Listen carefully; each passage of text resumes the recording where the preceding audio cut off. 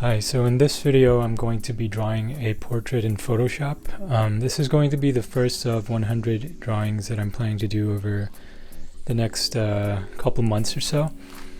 And I haven't really been using Photoshop painting a lot recently, and I decided I wanted to get back into it. And yeah, this is going to be the first out of just a bunch of head studies that I'm going to do in a lot of different styles. So as you can see, what I'm doing right now is I am kind of feeling out the structure of the drawing.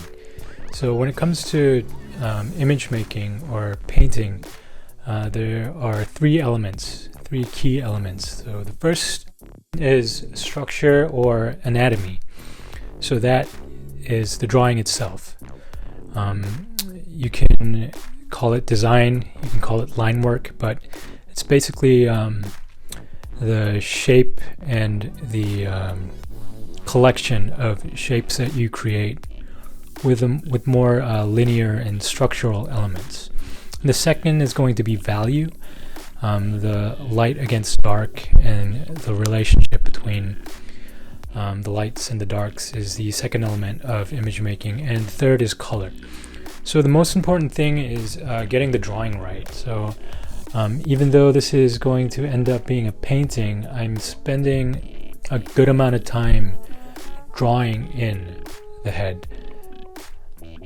And then after that, I'm going to slowly add value to the image. And I'm actually using a oil paint brush, a digital oil paint brush, which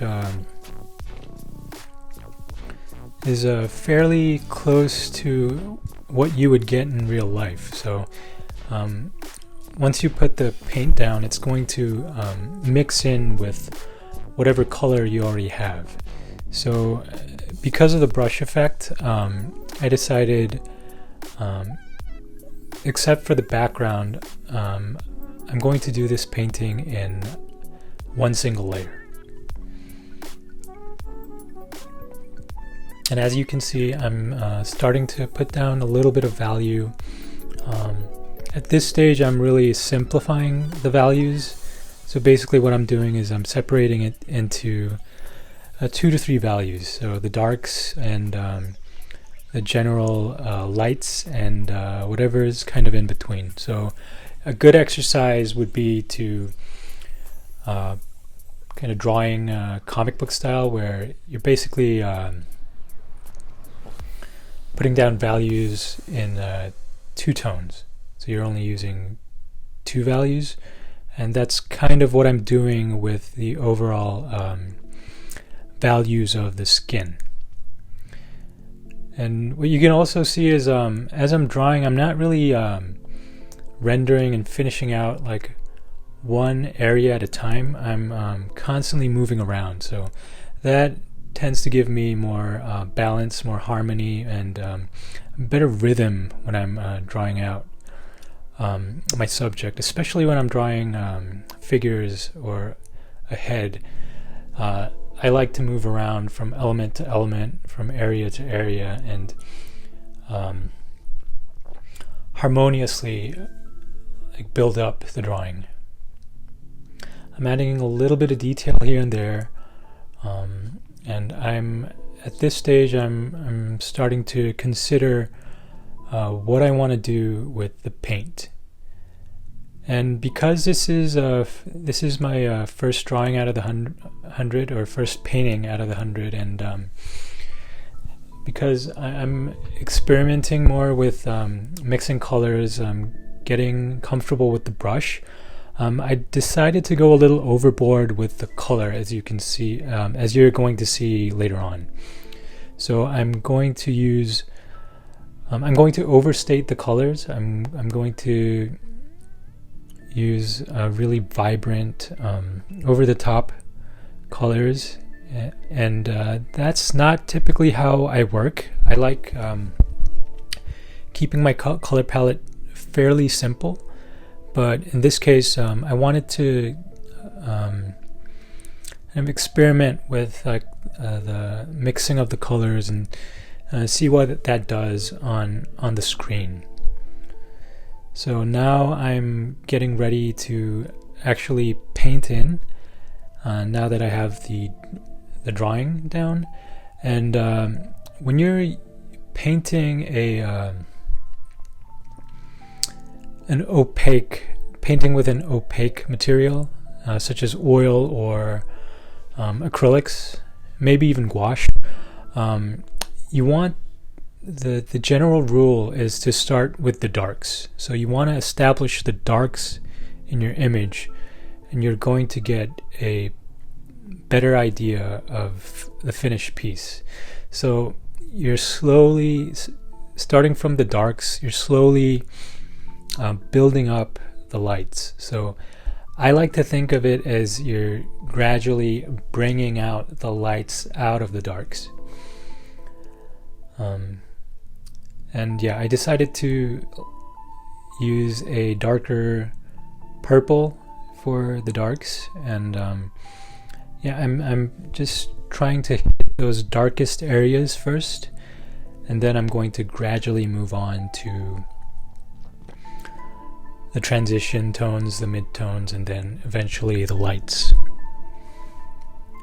And I'm using a slightly lighter purple, and I'm slowly moving towards the lighter colors, but still at this point I'm still establishing the darker areas of the painting.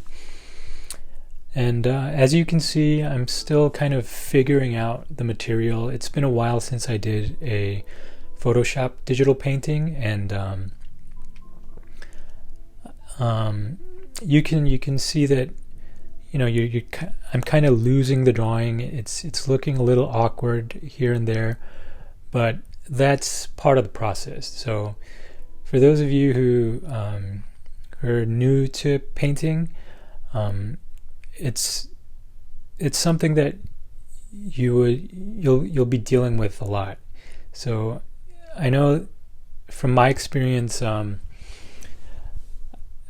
draw a head that I like, I start painting, and then I sometimes feel like I'm ruining the drawing that I put down.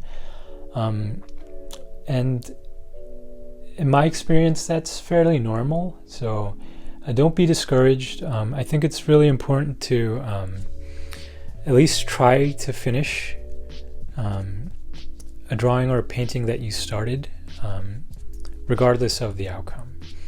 So the more finished pieces you bang out, I think that in the end helps improve your overall skill set. So right now I picked out a bluish transition tone, and because I'm drawing an older male subject, the transition tone is slightly lighter in color because of the beard than what I would normally use. And as you can see, the colors are very bright. They're not really true to the subject. Obviously, I'm using a lot of saturated colors, just to get a feel for what that would look like. And now I'm moving on to the skin tone. I'm using a very saturated red, and because of the contrast, it looks like it's a bright color, but in value it's closer to a 40 to 50% gray.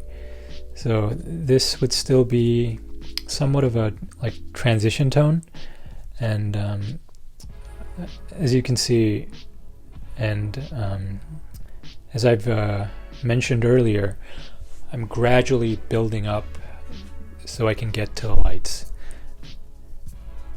So I'll put down the lights here and there, but I'm always aware of the process of starting from dark to light. So I don't want to abruptly hit those lights. I want to gradually build it up and bring them out.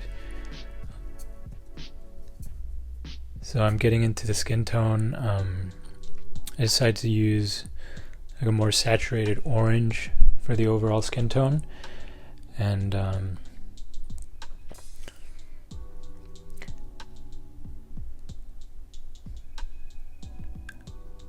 as I'm doing it, I'm thinking about the volume and also somewhat of the planes in the portrait. So as opposed to drawing, painting is is a more sculptural process. I mean, I guess they both are to some degree, but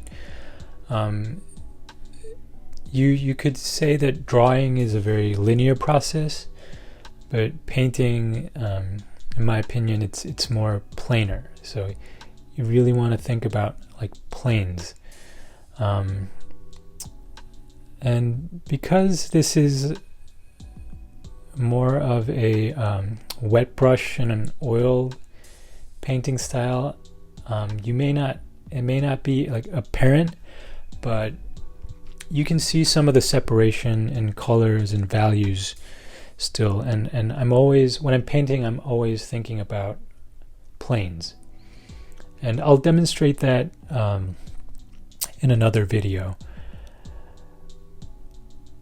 And now I'm getting into the darker areas, and I'm building up the overall drawing. So I'm reinforcing the drawing with paint, and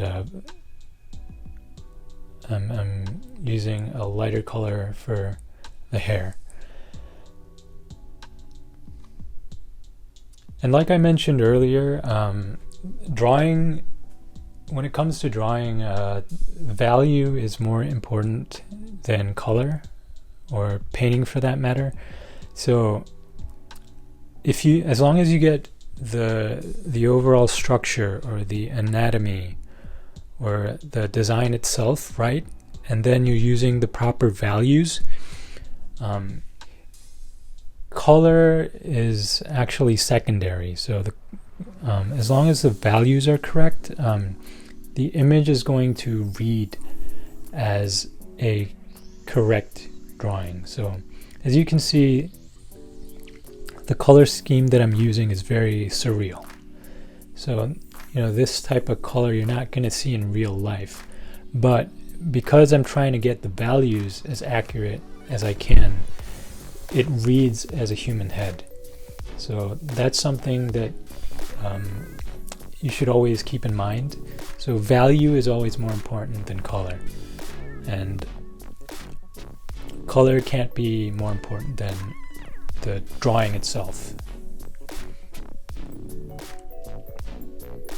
Like I mentioned earlier, I'm using like a lot of colors, a lot of saturated colors, to see what they do when they mix on the screen.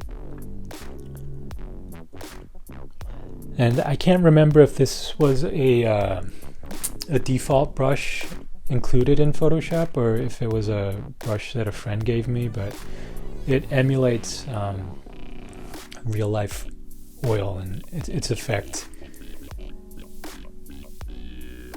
And it's a very interesting brush. I had fun using it.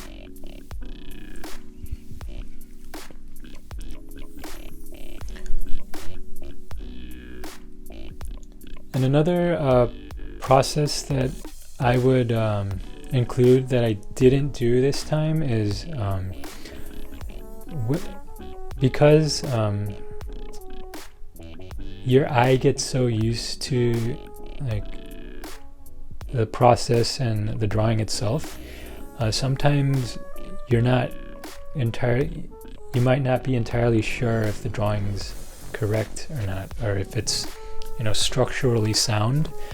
In that case, it's a good idea to flip the image. So if you're doing a physical painting like oil or acrylic, wash, watercolor, or even a drawing, it's a good idea to take your phone out, take a photo, and flip it and see if it looks okay the other way.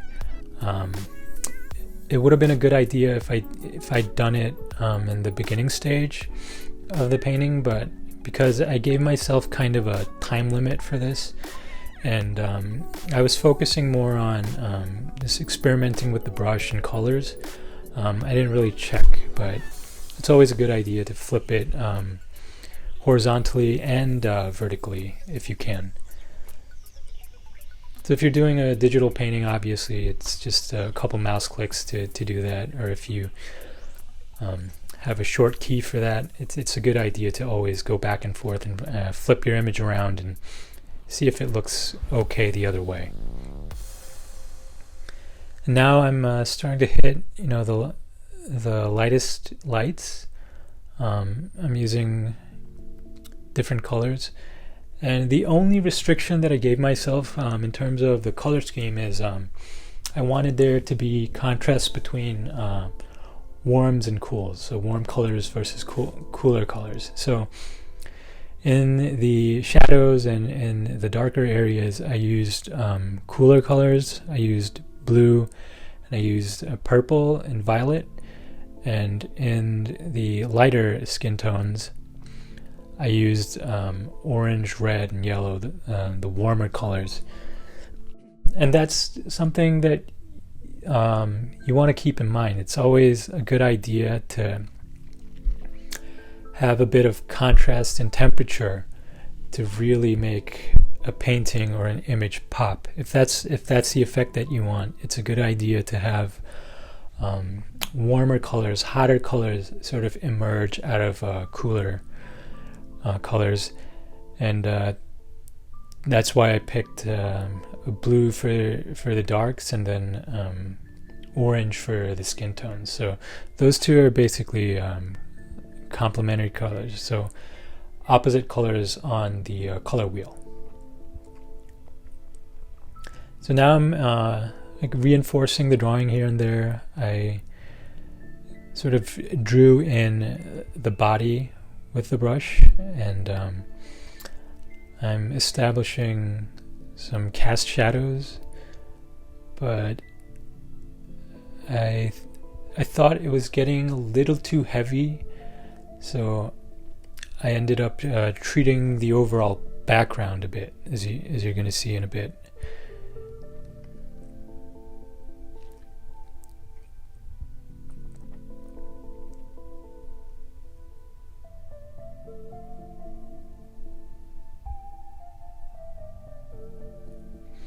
And now I'm using a larger size brush, so I basically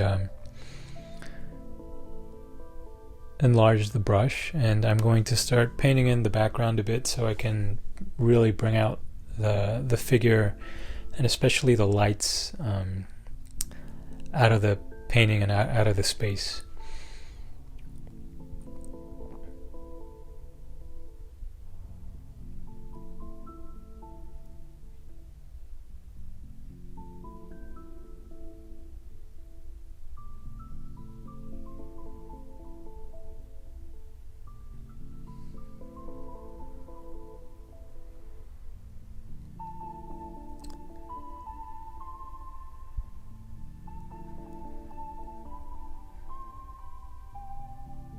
And it's always a good idea to scale down your image every once in a while. And in this case, I wasn't really going for the details and the features, the eyes or the nose. I didn't really zoom in and paint in anything. I consistently worked at like 4 to 5 inches scale. So I didn't really have to zoom out too much, but let's say you're working on like a really large portrait or a large painting that's like 4 to 5 feet wide. In that case, you're painting pretty up close, and it's always a good idea to back up every once in a while to see if the values are right and the drawing's correct, because up close you can't really tell and you kind of get lost in the process. So it's always a good idea to back up. If you're working in a studio, a lot of studio artists have large mirrors behind them, so they can turn around and see their painting from afar. And a mirror also automatically flips the image as well. So a lot of artists will have large-scale mirrors behind their painting station.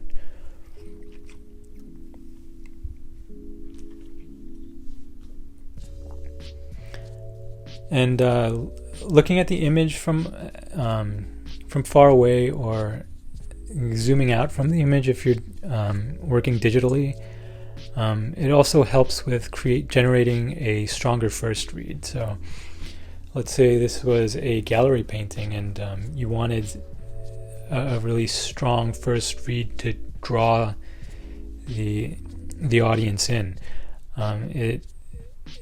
You're going to be able to see that at a smaller scale or from far away. So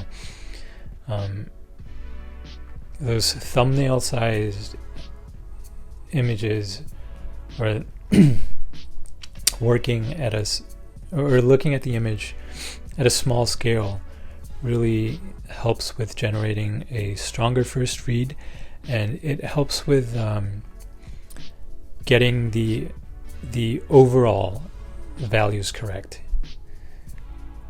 So if a drawing looks good up close, but once you zoom out it starts looking awkward, that means you need to adjust the overall values and get the overall value structure correct.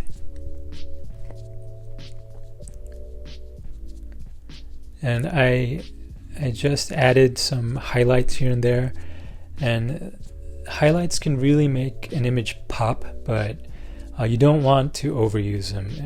If you use too much highlights, the image is going to look like it has these just awkward white marks, and it's not really going to look like highlights. So in case of using highlights, less is definitely more. And that's about it. So that's the final painting, or I decided to stop there, and I limited myself to about less than an hour. So this was sped up 2 times speed, so this is a 40 to 45 minute drawing or painting. And I'm not too crazy about the color scheme. Like I said, I wanted to experiment with the colors.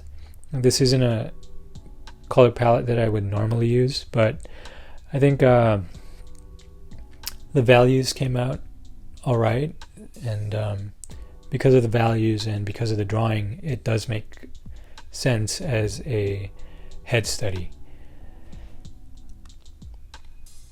And looking back at the painting, I do see some mistakes and flaws here and there, some areas that I could have reinforced and spent a little more time, like the nose and the transition between the nose and the cheek in the middle. But overall, I think the drawing came out all right, and the values in general are pretty correct. So it was fun getting back into Photoshop painting and experimenting with the oil brush. And so I'm planning on doing 100 of these in numerous styles. So I'll be using Illustrator here and there, and I might even incorporate just physical pencil or pen and ink drawings and bring it in digitally and color those in as well. So the basic idea is to see where the 100 studies take me. I don't really have a plan. I'm just gonna go with the flow and see what happens after I bang out 100 head studies. So I hope that helped. I hope you enjoyed the video. Please like and subscribe. I'll be posting design and drawing related content as often as I can. And I'll see you guys in the next video. Thank you.